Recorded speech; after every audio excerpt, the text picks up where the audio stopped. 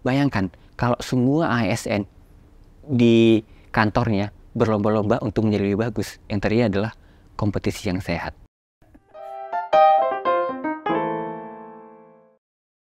Hai T-Friends, ketemu lagi sama aku Rachel Amanda di Bincang Inspiratif bersama Tanoto Foundation. Seperti yang T-Friends ketahui, Bincang Inspiratif bersama Tanoto Foundation adalah tempat berbagi inspirasi seputar kesehatan ibu dan anak, parenting, beasiswa, dan juga edukasi.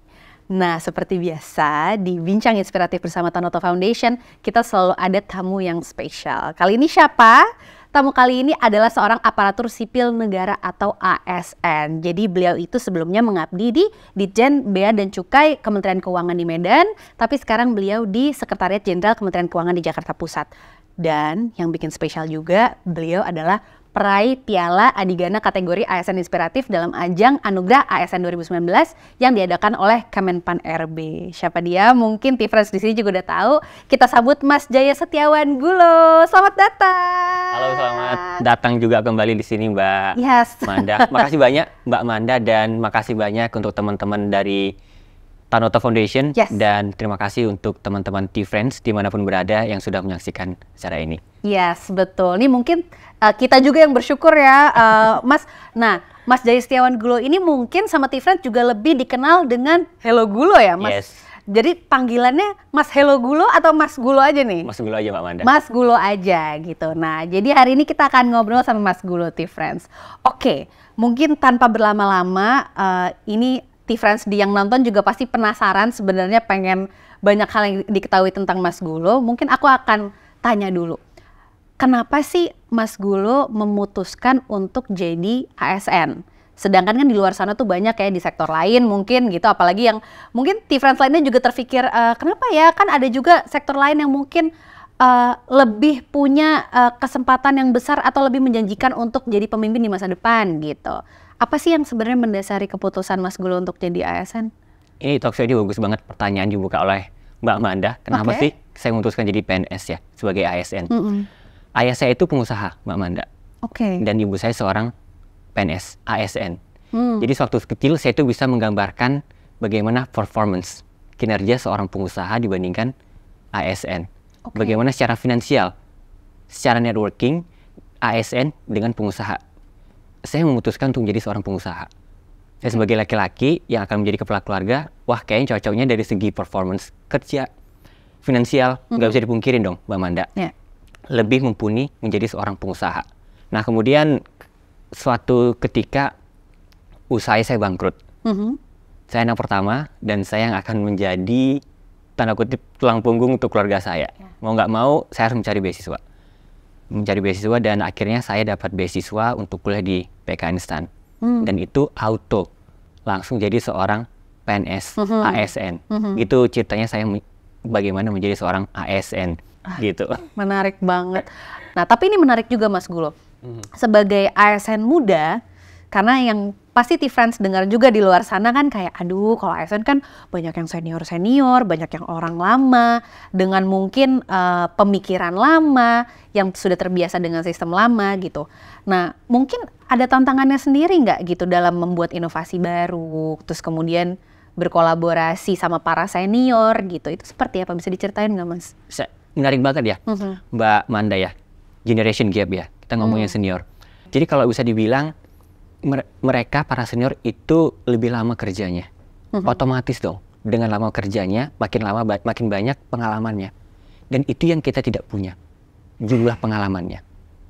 Tapi yang bisa ditawarkan oleh anak-anak muda seperti kita ya Mbak Manda ya, itu adalah jiwanya pengen yang baru. Kita mau buat apa lagi nih, kerjaan apa lagi nih, ada informasi nggak, kita mau ikut apa lagi nih, mau bermain apa lagi nih, cepet. Dan kita bisa menguasai teknologi. Itu yang menurut saya belum ya dikuasai oleh para senior. Dan apakah kita bisa sematang itu untuk menciptakan konsep aplikasinya, inovasinya? Enggak. Kita butuh di-advise sama yang orang berpengalaman. Itulah seniornya. Jadi kalau dibilang inovasi, apakah dari para senior ada ide? Yes, kita juga ada. Tapi bagaimana di pemerintahan, saya akui birokrasinya panjang dan melelahkan. Kalau dulu sistemnya kan saya nih harus ke Mbak Manda nih misalnya, atasan saya. Mbak Manda ke atasan lagi harus dibicarakan lagi. Sekarang by sistem, Mbak. Oke. Saya mau minta tangan Mbak Manda untuk surat, saya nggak perlu nemuin Mbak Manda lagi. Tinggal cek aja di aplikasinya, tanda tangan. Digital, itu yang saya rasakan di Kementerian Keuangan. Dan mudah-mudahan di kementerian lain juga seperti itu, Mbak Manda. Itulah dalam segi sisi inovasinya. Oke, itu dari sisi inovasi ya berarti ya. Kalau dari kolaborasinya gimana nih? Pasti apakah ada tantangan sendiri atau gimana, Mas? Nah, itu yang uniknya. Jadi dengan adanya milenial ini, kita punya sosial media, jadi itu akan memudahkan kita untuk kerjasama. Kita, misalnya saya nih di Kementerian Keuangan, mau kerjasama dengan kementerian lain. Wah, ada nih koneksinya. Mau kerjasama dengan pihak akademik, akademisi, kampus. Kalau di tempat saya ya, di Kementerian Keuangan, kita sudah ada yang namanya IKU, Indikator Kinerja Utama. Kita mau ngapain aja nih? Terlaksana nggak? Kalau nggak terlaksana, ya take home pay-nya dikurangin dong. Bayangkan, kalau semua ASN di kantornya berlomba-lomba untuk menjadi lebih bagus, yang terjadi adalah kompetisi yang sehat. Itulah yang diinginkan dari sebuah kolaborasi. Jadi nggak cuma kerjasama, tapi bagaimana masing-masing individu bisa menjadi lebih baik, dan mereka ketemu dalam satu tim menjadi lebih baik. Itu sih, Mbak Manda. Iya. Menarik banget sih gitu. Karena kan tadi dijelaskan juga sama Mas Gulu gitu. Pastinya ada tantangan sendiri juga ya T-Friends gitu dalam bekerja secara dari aspek inovasi, kolaborasi, terutama sama mungkin pihak-pihak yang punya ya generation gap juga gitu. Nah, ini menyambung ke pertanyaan berikutnya juga nih Mas Gulo gitu. Kalau menurut Mas Gulo, gimana sih caranya mengembangkan kapasitas kita nih bertransformasi untuk menjadi ASN yang unggul dalam tanda kutip kelas dunia? Saya masih ingat sampai sekarang Mbak Manda ya, waktu Ibu Sri Mulyani ya itu ngomong. Jadi teman-teman di Kementerian Keuangan kalau ingin menjadi ASN yang lebih baik lagi, coba deh yang di Bea Cukai misalnya, jangan cuma lihat di Bea Cukai, yang pajak, yang BKF di Kementerian Keuangan. Setelah itu kementerian lain coba dilihat. Belajarnya itu nggak cukup hanya di Kementerian Keuangan. Itu yang masih memberkas di benak saya, Mbak Manda. Oh, berarti saya nggak cuma cukup kerja dan belajar di Medan doang waktu itu. Saya pindah ke Jakarta. Oh, ternyata nggak cuma di Jakarta. Jakarta ada yang lebih bagus kota. Dan kota yang lebih bagus itu pasti sistem pemerintahannya pasti lebih bagus lagi. Kita belajar ke sana. Jadi kalau dibilang kelas dunia, saya tanya Mbak Manda, kalau kita bilang kelas dunia, apakah cukup kita hanya dalam kandang doang Indonesia, Mbak Manda? Tentunya enggak ya. Enggak ya, Mbak Manda. Belajar juga lah dari dari sektor lain, dari pihak-pihak di luar sana yang jadi kita tahu gitu ya perspektif lain juga gitu ya, bukan cuma dari lingkungan kita sendiri. Benar, saya setuju banget sama Mbak Manda. Jadi apakah cukup hanya bekerja di Kementerian Keuangan? Enggak, Mbak Manda. Jadi saya luangkan waktu saya malam dan weekend. Jadi contohnya, waktu itu saya masuk ke Indonesia Netherlands Youth Society. Dan bersyukurnya itu tahun pertama saya ditunjuk sebagai ketuanya, chairnya. Jadi ada di Belanda di Den Haag, satu lagi ada di Indonesia. Di Indonesia yang waktu itu chair. Dan saya gak kepikiran seorang ASN ditunjuk sebagai chair di Indonesia. Dan saya bekerja dengan orang-orang yang Dutch. Disitulah saya langsung kaget. Bagaimana mereka itu punctuality-nya. Sungguh direct ya juga. Ngomong tuh direct. You like it or not, ngomong aja. Begitu saya datang ke negara maju, saya nggak cuma belajar di negara maju. Ada peserta lain, Mbak Manda. Saya belajar dari negara maju, peserta itu, dan juga negara berkembang. Kita kan negara berkembang kan nggak mungkin hanya berinteraksi dengan negara maju aja. Tentu dengan negara berkembang dan negara yang, katakanlah yang secara economically masih low. Nah, jadi kita belajar dari mereka, dari yang low tadi, middle income, dan juga dari yang negara sudah maju. Disitulah, wah ternyata kalau hanya saya itu hanya di Kementerian Keuangan aja nggak cukup. Indonesia aja nggak cukup, banyak.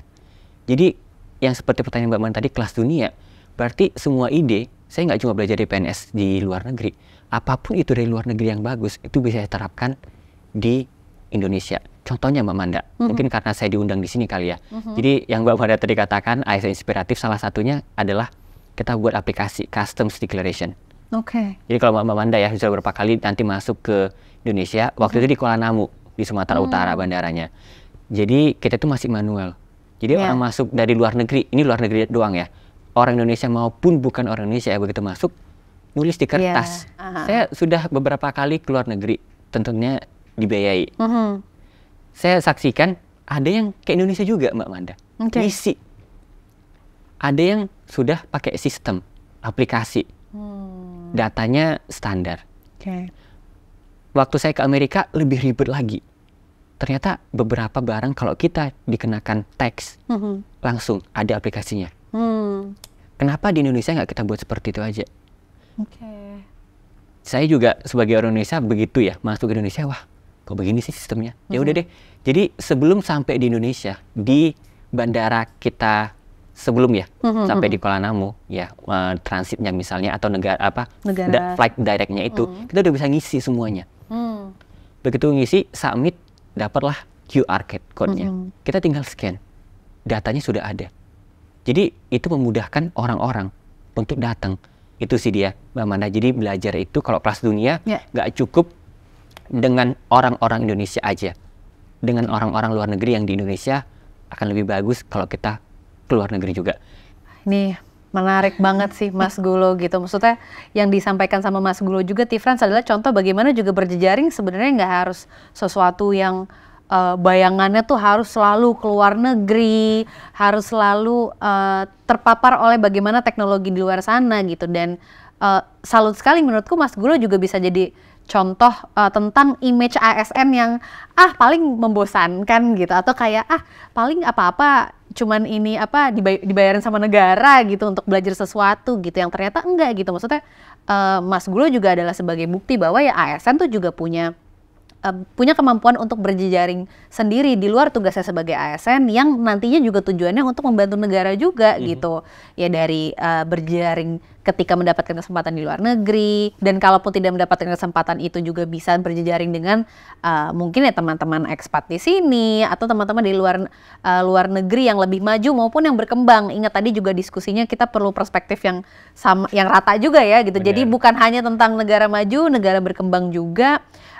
Terus ya tadi juga disebutkan sama Mas Gulo, T-France, bagaimana ya sebenarnya dari kementerian tuh juga punya startup loh gitu, menciptakan inovasi yang tentunya membuat segala sistemnya semakin efektif gitu. Dan aku senang banget mendengarnya karena ternyata juga satu inovasi itu dampaknya bukan cuma tentang mengurangi cost, tapi juga ada aspek lain kayak seperti lingkungan gitu. Itu sesuatu yang menurutku ya harusnya inovasi tuh gitu, keintegrasi dari segala aspek gitu.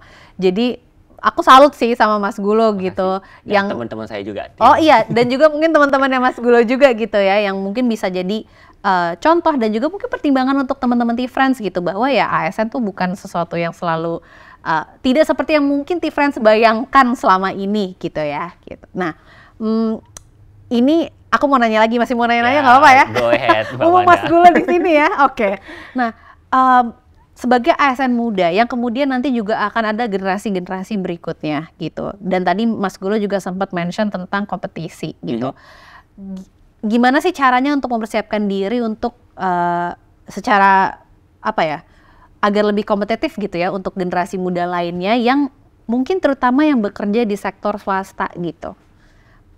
Mungkin Mas Gulo punya punya perspektif sendiri tentang bagaimana sih maksud kompetitif juga nih sebagai ASN, apalagi ketika harus berhadapan dengan yang dari sektor swasta. Pertanyaan bagus Mbak Manda. Jadi tidak hanya untuk teman-teman yang ASN aja Mbak Manda ya. Saya ASN, saya akan katakan teman saya tidak hanya ASN Mbak Manda. Malam hari, weekend, saya juga berbaur dengan mereka yang kerja di swasta, NGO, multinational companies. Karena saya pingin lingkungan yang baru. Mereka ngomongin apa sih? Mungkin yang mereka omongin itu tidak saya dapatkan di sosial media maupun berita. Nggak mungkin dong semua dapur-dapur itu ada di sosial media. Betul. Jadi itulah lebih intim yang kita dapatkan, Mbak Manda. Kalau ngomongin kerjaan agak beda ya. Kalau di ASN itu kan comfort. Nah, kalau teman-teman yang di swasta kan lebih fight. Karena saya merasa comfort, saya mencoba untuk tidak comfort. Makanya teman-teman saya di ASN, di luar ASN tadi.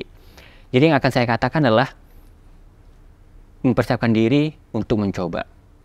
Yang kedua, mempersiapkan diri untuk gagal. Nah, jadi saya itu bertarung dengan diri saya sendiri, Mbak. Bertarung dengan sendiri. Saya mau gaji yang lebih tinggi nggak sih? Manusiawi dong, realistis. Betul. Kan gitu ya Mbak ya. Wah, berarti saya bisa berkompetisi nih dengan teman-teman yang di swasta. Apakah teman-teman itu dari Instagram saya Erik tahunya? Apa dari mulut ke mulut ya? Atau dari LinkedIn? Kan begitu Mbak. Bayangin kalau seorang ASN ditawarin, berarti kan sudah ada satu slot yang akan diambil untuk swasta. Ya. Berarti yang akan saya katakan adalah mencoba. Karena nggak mungkin kalau yang saya kerjakan hanya di ASN saja, nilai plus saya hanya ASN doang. Nggak dong. Karena saya juga aktif di luar. Jadi untuk teman-teman, cobalah hal-hal baru. Semakin banyak mencoba akan semakin tahu, oh passionnya di mana sih? Sukanya di mana sih? Kan gitu ya, Mbak Manda ya. Kemudian siap untuk gagal. Tadi banyak ya sebenarnya dari Mas Gulo juga gitu, tapi aku senang sih mendengarnya, maksudnya oh ternyata ya mungkin dengan kesempatan Mas Gulo juga sebagai ASN inspiratif di tahun 2019 ya pada saat itu ya gitu. Pastinya juga mengubah pandangan T-Friends juga dan mungkin yang di luar sana ketika nonton gitu bahwa oh ternyata menjadi ASN itu tidak selalu berkaitan dengan orang yang sudah lama atau yang senior atau punya pandangan kayak pokoknya kalau di pemerintahan tuh pasti yang dalam tanda kutip gitu ya, pasti yang udah senior-senior aja gitu, apa-apa yang dimenangin senior atau apa-apa pasti yang dilihat, apa dipandang atau yang dianggap berkompetensi pasti mungkin yang sudah lebih lama gitu. Tapi kan ternyata pada faktanya gitu ya, Mas Gulo sendiri menjadi salah satu contoh bahwa ASN itu juga bisa berprestasi dan tentunya juga diakui gitu ya gitu. Jadi bukan cuma hanya sekedar semacam apa ya sebagai tanda emblem aja bahwa kita menghargai anak muda gitu, tapi pada kenyataannya kan memang mungkin yang tadi juga Mas Gulo sebut ini juga salah satu step transformasi ya gitu ya, breaking the stigma gitu bahwa ya pada akhirnya mau siapapun orangnya, mau muda mau tua, asal punya kompetensi yang baik dan mau berkolaborasi gitu ya, tentunya pasti akan dilihat juga dan dampaknya akan terasa juga ya sama orang-orang di luar sana. Oke, nah ini mungkin pertanyaan terakhir ya Mas Gulo, karena tadi kita udah mendapatkan insight yang banyak banget dari Mas Gulo dan ini tuh pertanyaan yang tidak kalah penting karena mungkin T-Friends di luar sana juga sebenarnya penasaran nih pengen nanya ini sama Mas Gulo. Sebagai ASN muda berprestasi nih gitu ya dan mendapatkan penghargaan juga, ada tips atau pesan nggak mungkin untuk generasi muda di luar sana gitu khususnya dalam mempersiapkan Indonesia Emas 2045? Yang pertama adalah semua harus maju. Komitmen kita adalah Indonesia Emas dan kita tahu bahwa arah mata angin tidak bisa diubah. Tapi arah layarnya itu bisa diubah. Tetap komitmennya Indonesia maju, bagaimanapun caranya kalau ada yang bisa diubah, kita ubah. Dan yang kedua adalah teman-teman akan masuk ke dunia kerja.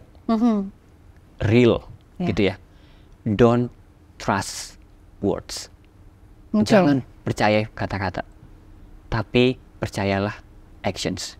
Jangan sampai kita tidak menjadi negara maju karena bangsa kita sendiri. Jadilah pribadi yang bisa dipercaya bangsa dan pribadi yang bisa dibanggakan oleh Ibu Pertiwi. Itu Mbak Manda. Merekap sedikit mungkin ya dari perkataan Mas Gulo tadi juga bahwa betul 2045 sebentar lagi, nggak terasa juga, tapi pada saat itu Indonesia memang satu, harus maju. Dan ketika ngomongin Indonesia, kita nggak membicarakan juga tentang T-Friends atau mungkin generasi muda di luar sana yang cuma di kota tertentu aja gitu. Karena Indonesia luas, kita juga harus berkolaborasi, bersinergi, mengusahakan bagaimana caranya kita tuh majunya juga bareng-bareng ya, semuanya gitu. Dan bukan hanya secara kuantitas, tapi kualitasnya juga perlu diperhatikan gitu. Aku sebelumnya dan juga mungkin mewakili T-Friends juga ya, kita kayak sangat berterima kasih sih sebenarnya sama Mas Gulo. Cukup jujur dalam menceritakan pengalamannya juga gitu. Terutama mungkin pada masa-masa ketika awal-awal menjadi ASN gitu ya. Karena ya seperti yang Mas Gulo tadi juga mention, pasti banyak juga T-Friends di luar sana yang punya pemikiran yang kurang lebih sama dengan paparan informasi mengenai ASN tuh yang kayaknya hampir jarang yang tentang enak-enaknya deh gitu. Udah simpang siur lah di luar sana gitu dan seneng banget kita bisa dapat insight juga langsung dari ASN-nya sendiri gitu loh. Jadi bukan dari omongan-omongan orang juga di luar sana gitu. Dan yang pasti harus tetap memajukan kualitas diri sendiri sebagai masa depannya bangsa. Jadi jangan sampai stuck bagaimanapun waktu terus berjalan, kita juga harus terus menambah dan mengasah diri. Ya tentunya ya again demi tercapainya Indonesia Emas 2045. Kurang lebih mungkin seperti itu ya. Mas Gulo, terima kasih banyak sudah menyempatkan waktu yang mungkin selama ini sibuk mengembangkan, membantu kemajuan negara juga dan menyempatkan waktu. Pastinya dong kan, Mas Gulo adalah salah satu dari sekian banyak ASN di luar sana yang berjuang juga gitu untuk memajukan negara kita dan menyempatkan waktunya untuk ke Tanoto Foundation. Terima kasih. Dan untuk T-Friends tentunya terima kasih banyak sudah mau mengikuti obrolan kita yang tentunya penuh dengan inspirasi, penuh dengan bobot juga gitu. Dan terima kasih banyak untuk Tanoto Foundation yang sudah mempercayakan saya. Dan untuk T-Friends, saya pribadi, saya doakan sehat selalu dan sukses untuk pendidikan dan karirnya ke depannya. Mau kerja di swasta, pemerintahan apapun itu, jadilah pribadi yang bisa membanggakan Indonesia. Begitu, makasih. Yes, amin. Terima kasih Mas Gulo.